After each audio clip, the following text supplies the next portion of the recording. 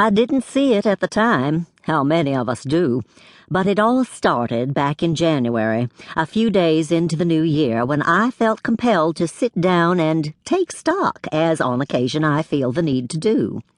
So with the house quiet that morning, Sam off meeting with some local businessmen, Lillian at the grocery store, Lloyd in school, and me with time on my hands, taking stock was exactly what I was doing.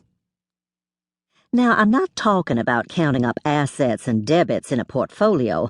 I let Binky, my curly-headed lawyer, take care of that, but rather totting up the pluses and minuses of my life while hoping that they'll balance out in the final accounting. Admittedly, I have a lot of pluses.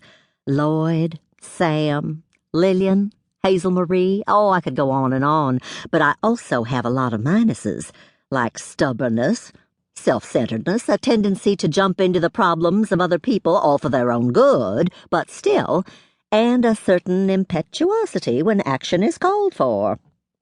I would like to report that at the time of which I speak, I dwelt on the pluses and how thankful I was for them, but I didn't. I was in a critical frame of mind, and all I could think of were the numerous times that I'd overstepped myself, blithely confident that I knew best and acting on that certainty.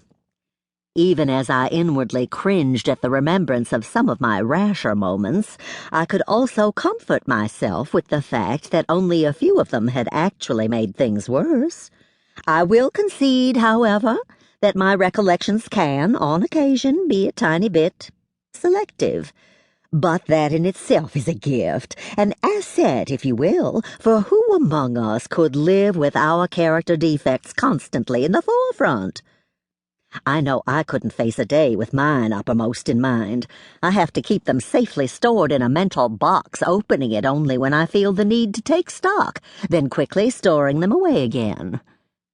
So that's what I'd been doing the morning after Sam had told me in no uncertain terms that he was tired of taking trips by himself, and that furthermore he had no intention of giving up his trips.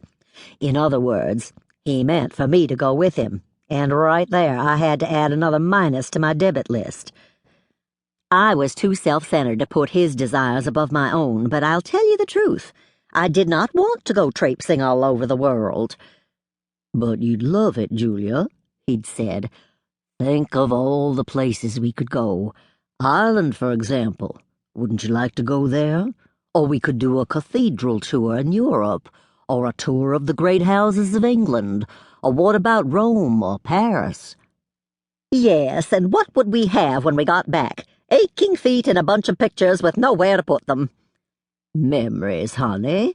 We'd have memories, and we wouldn't have to take any pictures. "I should say not," I said. "The thought of walking all over creation with a camera around my neck is not my idea of fun. Besides," I went on, "I don't fly." "We wouldn't have to fly. We could go by boat. You'd like it if we went first class, dressing for dinner, strolling on the deck, meeting interesting people." "And suffering from seasickness the whole way, too. Oh, Sam," I said, immediately contrite at the disappointed look on his face. "I'm sorry. It's just that I have no desire to see the world.